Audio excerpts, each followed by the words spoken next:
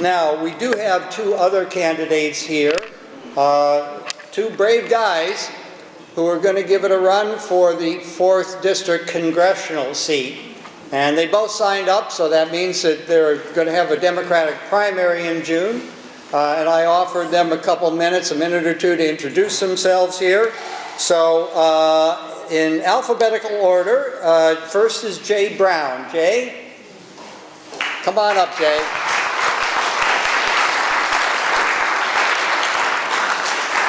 Thank you so much, Herman.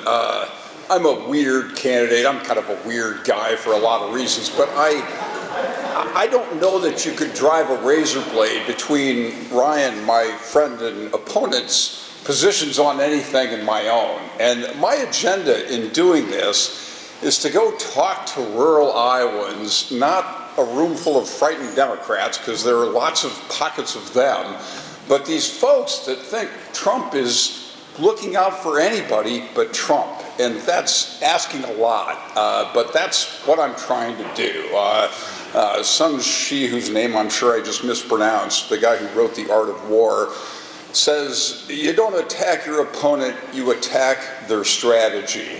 And the strategy of selling this Republican Party as some sort of product envisioned by Jesus, a guy I hold in very high regard, like, that's not okay. And it is my earnest intention to go out there and engage with people, because I know these folks. My patients and my poker friends, most of them are pretty far right. They would curl your hair. But when you get to talking to them, they're not nearly as crazy as the polling would suggest. And to the extent that we can change any of their minds, that's my agenda. So thank you for letting me have 2 minutes.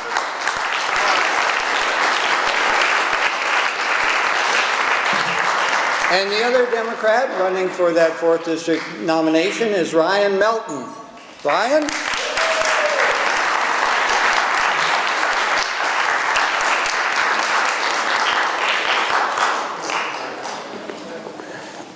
No one's ever accused me of being a master of brevity, so the moment I start talking policy, I'll be here much longer than I'm supposed to be. So I want to use my few minutes to thank Herman, actually.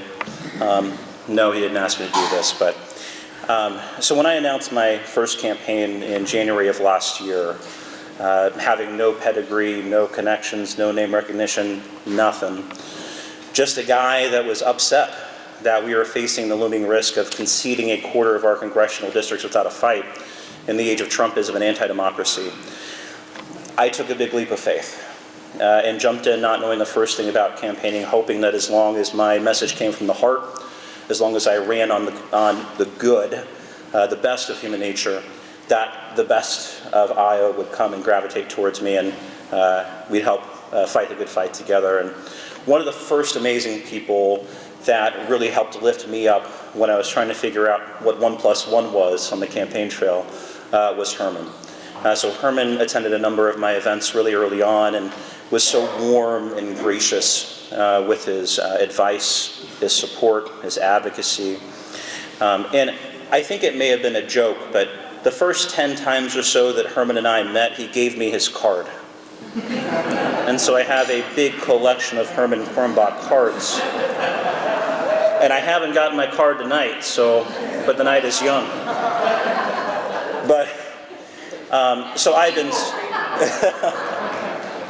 but I'm so grateful to Herman for fighting the good fight for all of us. You know, one thing I want to recount, because I've had the privilege of speaking with him quite often at various events across the state. Mid last year, the March for Our Lives, the march and event around gun safety in Ames.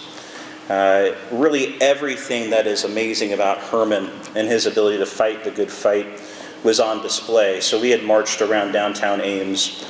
It was a really emotional affair. There are a lot of young folks there that are feeling abandoned by their government officials, that feel hopeless in the face of the violence that is suffocating our young people around the country.